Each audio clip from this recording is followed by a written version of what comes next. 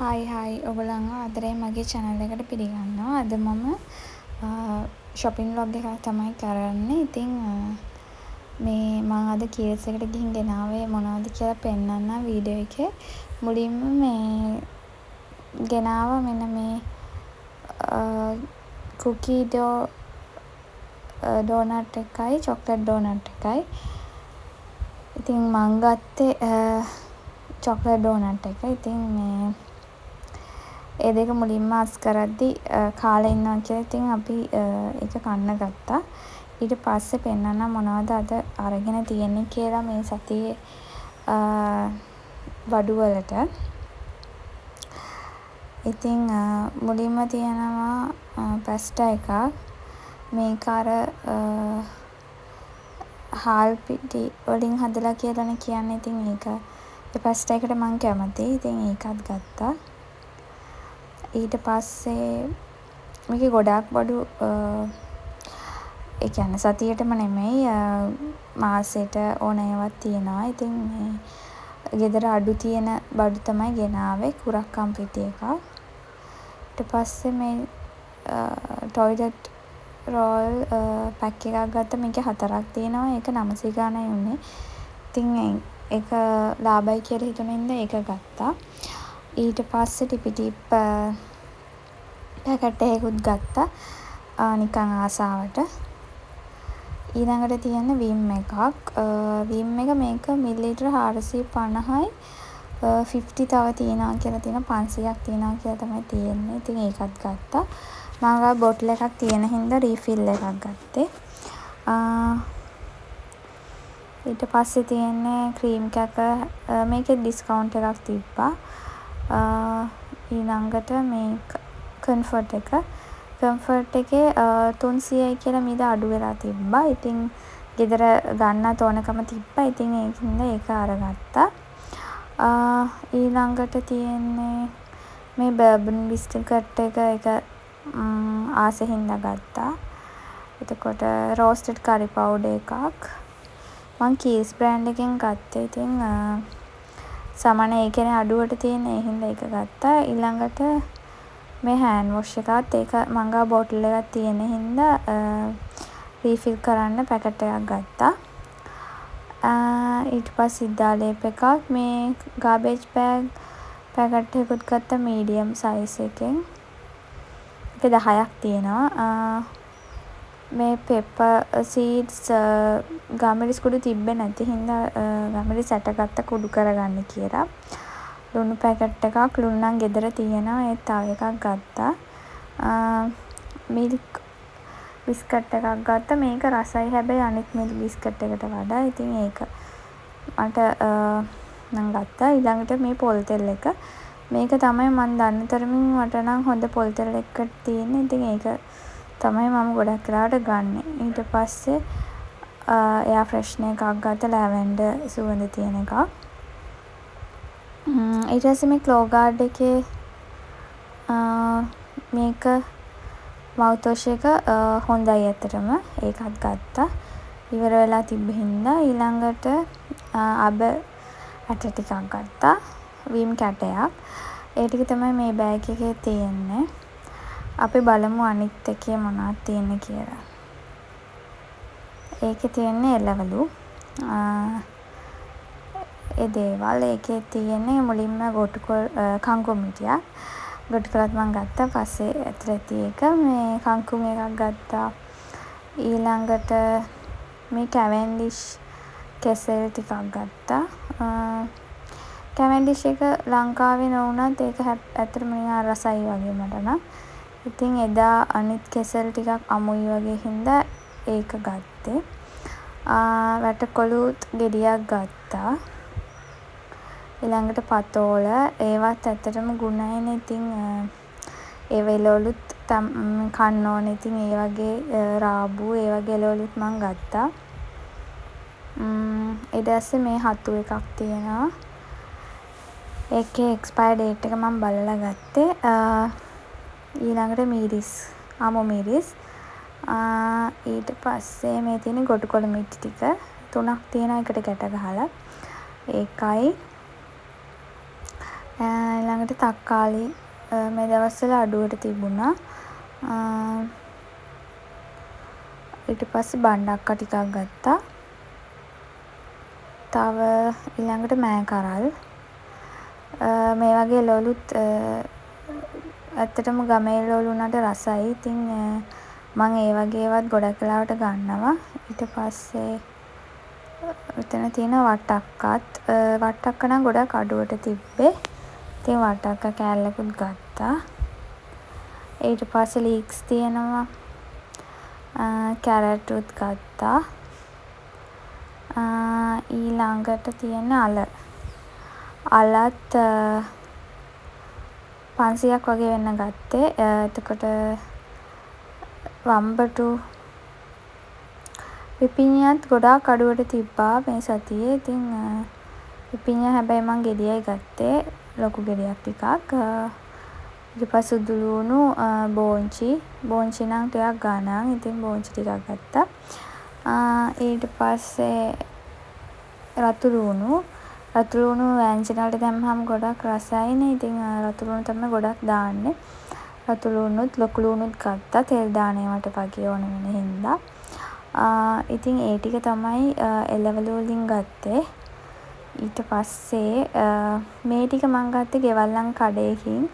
හැබැයි මට හිතුණා ඒක කීල්ස් එකෙන්ම ගත්තා නම් හොඳයි කියලා. මම පළතුරු මේ අල්ෆොන්සෝ අඹ ගෙඩිය ඒකේ කිලෝ එක 400ක් තමයි එළියේ කඩේ. හැබැයි කීල්ස් එකේ තිබ්බා ඒක අඩුවට 400 ඒක තිබ්බ 320කට වගේ. ඉතින් ඒත් මං එළියේ කඩෙන් තමයි ගන්න උනේ. ඉතින් කවන්න නැහැ කියලා ගත්තා. ඊට පස්සේ මේ දොඩම් ගෙඩි 4ක් පැණි දොඩම් වගේක් 500ක් ග්‍රෑම්.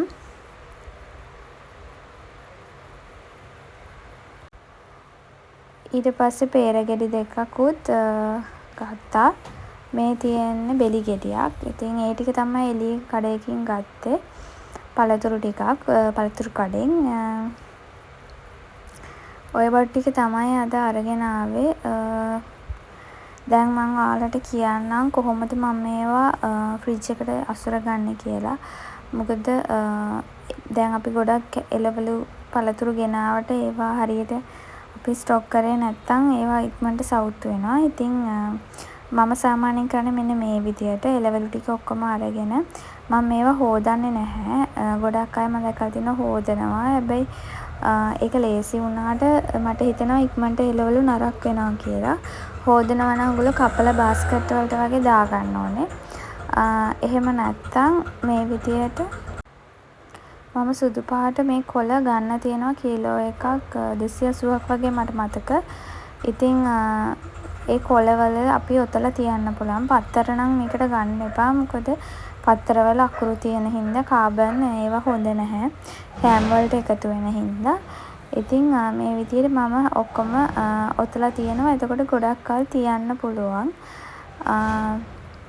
එතකොට අර වේලෙන ගතිය එහෙම නැති වෙනවා. ඉතින් දැන් ලොකු කොලයක් ගත්තොත් ඔයගලන්ට ප්‍රමාණය අනුව බලන්න පුළුවන්. ඒ කියන්නේ මේ වගේ කොලයක් ඕන නැහැනේ. එතකොට ඒක දෙකට කපලා කෑල්ලක් ගන්න පුළුවන්. එතකොට මේ එළවලු ටිකත් අනිත් එක අර මික්ස් වෙන්නේ නැහැ. අපි මේ එළවලු දාන බාස්කට් එකට දැම්මහම අපිට ගන්නත් ලේසි. තෝර තෝර ඉන්න ඕනේ නැහැ. දැන් බෝංචි වගේ ඒවා මෙහෙම ඔතලා තිබ්බහම ලේසි. ඊළඟට මම කැරට් ටිකත් මේ වගේ ඔතා ගන්නවා.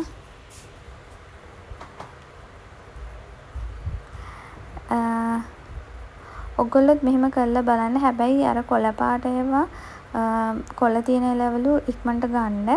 මොකද කොළේ එතුවා කියලා වැඩක් නැහැ. ඉදෙන්න බලන හින්දා. අනිත් ඒවා නම් කිසි ප්‍රශ්නයක් නැහැ. ෆ්‍රිජ් එකට දාලා ගොඩක් දවස් තියන්න පුළුවන්.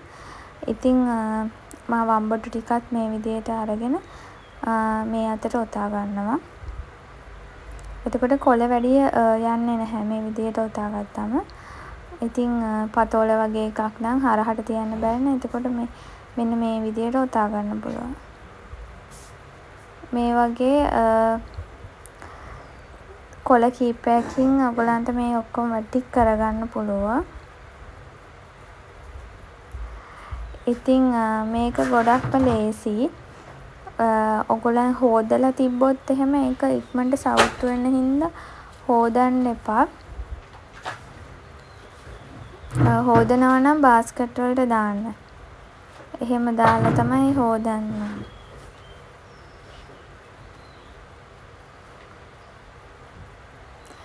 දැන් මං මේ රාබු ටිකත් මේ අතට ඔතා ගන්නවා. මෑකරල් වලට නම් සාමාන්‍යයෙන් දිග කොළයක් යයි.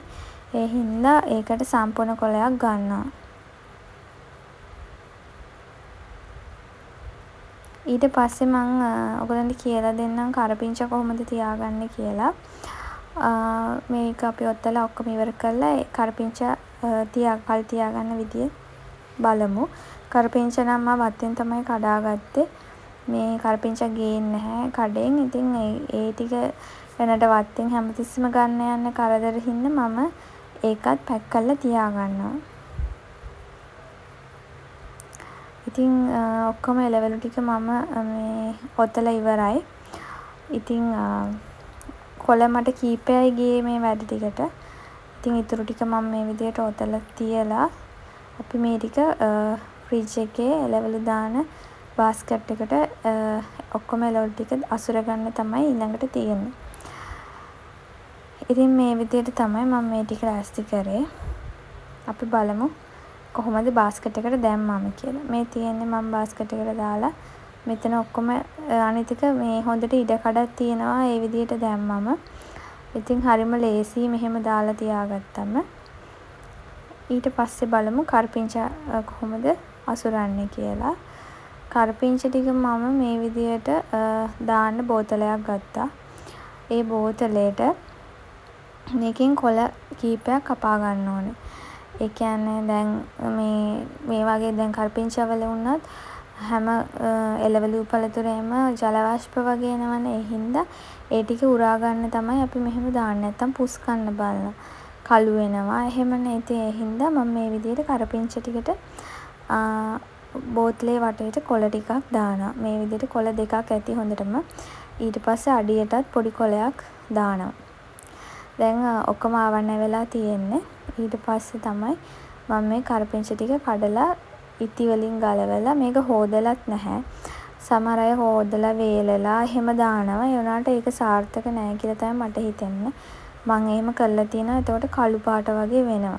මේ විදිහට කරලා බලන්න මුකුත් වෙන්නේ නැහැ. ගොඩක් කල් තියන්න පුළුවන්. හැබැයි ඔයගොල්ලෝ ගන්නකොට මේක හොදට හොදලා තමයි ගන්න ඕනේ. මොකද අපි හොදන්න නැතුවනේ දාලා තියෙන්නේ. ඉතින් මේ විදියට කරපිංචා ගොඩාක් දාන්න පුළුවන්. මේ බෝතලේ පොඩියට තිබ්බට මේ මුළු අත්තම මට මේකට දාන්න පුළුවන්. ඉතින් මේ විදියට තිබ්බහම ලේසි. අනිත් එක අපිට ගන්නත් ලේසි. ඔයගොල්ලොත් මෙහෙම ටික දවසක් තියලා බලන්න. සතියක් දෙකක් වගේ මේ විදියට තියාගන්න පුළුවන්. මං ඉතින් මේ විදිහට තමයි ගොඩක් වෙලාවට කරන්නේ. එතකොට ලේසි ඕන වෙලාවට ටිකක් ගත්තා.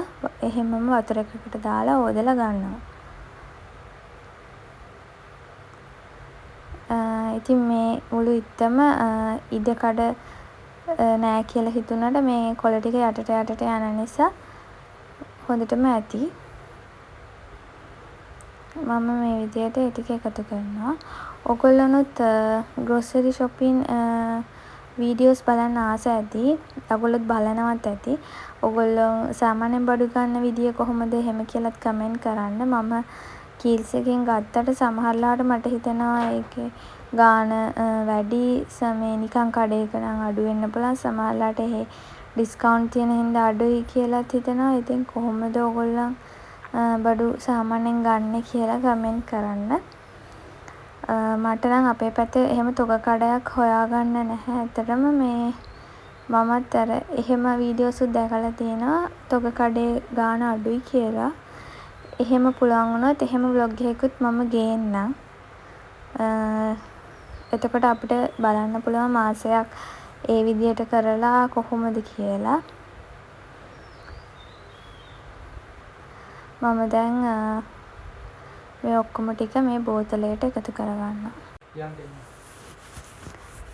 දැන් මං ඔක්කොම කොළ ටික එකතු කරගත්ත හින්දා උඩටත් මේ විදිහට කොලයක් දාලා මුඩිය වහගන්නවා. මේ විදිහට තමයි ඒක හදාගත්තේ. ඉතින් ඔයගොල්ලොත් මෙහෙම කරලා බලන්න.